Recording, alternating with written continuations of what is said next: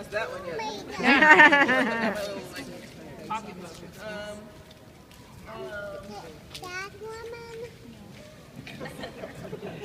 I feel like I make this work, and the silhouettes are work like this, and it's kind of like, no, you tell me.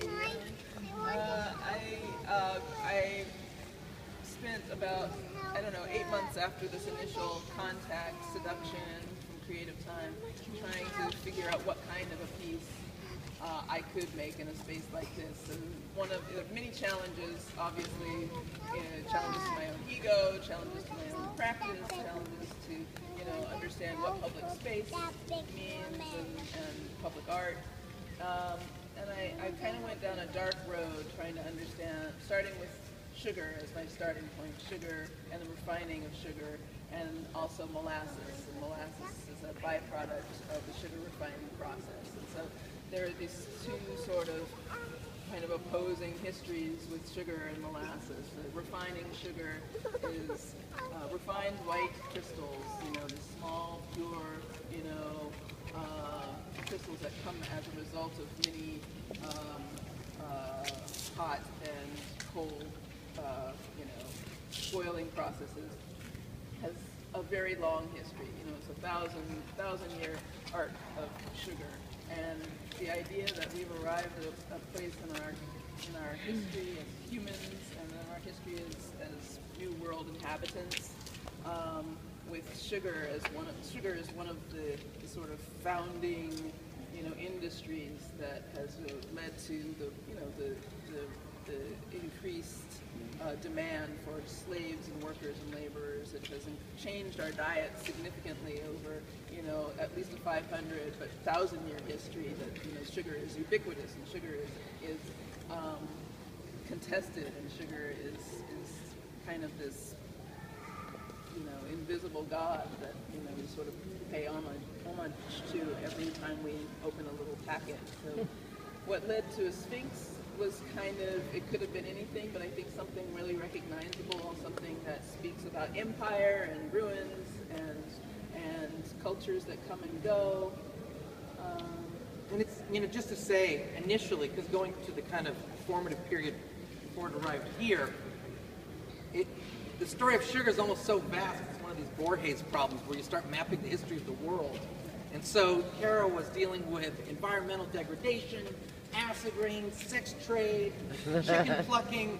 Her mind was moving in a myriad directions. Associations of sugar and sex and power and sweetness and love and desire, ingestion, indigestion.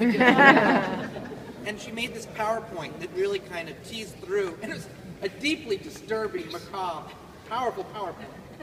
And image text. And it was kind of teasing through the mindset of this. But that said, of course, one of the kind of probably dangers of that way of thinking was you can't put all of that into a project, right? You couldn't have acid, although initially you wouldn't want to see it. No, you could, but it would just be like, like this tedious, finger wagging, angry, we're all gonna die. So somewhere along the line, Kara had to kind of settle into something. Well, I think it was like to take all of that and then push it into something that felt generous instead of excoriating our whole way of life.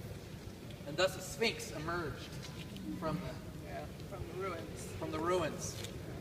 And why the Sphinx with her kerchief and African features, or combination African, maybe stereotypical features? I think she's a New World Sphinx. I think that this is something that has to do with a shift from European mindset to the Americas and the Caribbean, and that sugar is this entity that whose power is focused on this part of the globe. So interesting too. Just so funny because every time we talk, I learn more. Well, we keep but I was thinking like idea of excess. Sugar is excess, and so the subtleties. Just this piece is called Subtlety, and subtleties. Maybe just talk about that. Right. So in a little bit of my research, I learned that in the medieval period, that when sugar was still a luxury for kings and sultans, sugar sculptures were a thing. You know, like sugar sculptures would appear on a banquet table, and they would be depictions of the king. In fact, I read a little piece somewhere, not in the Sidney Mintz book, but that I think it was a Henry III in France was not present at his own wedding, but there was a sugar sculpture of him that was like present, like a stand-in for the king. So the sugar itself represents power because it's rare or spice, you know, considered spice. It might have medicinal, magical properties, but then it was just formed to represent, you know, the body of power. And then people would eat them. So it has all this kind of weird religiosity to it, where you're like ingesting the power as, you know, as it disappears or something. So when I read this, and then this term, a subtlety, you know, a subtlety as a noun, I just thought, well, that's what it's going to be. You're like this. That can't actually be true. I was on the G train, and I was like, what? I was like circling it in the book. In fact, I didn't even have a pen. I was like doing this with my fingernail. Has anyone got another question?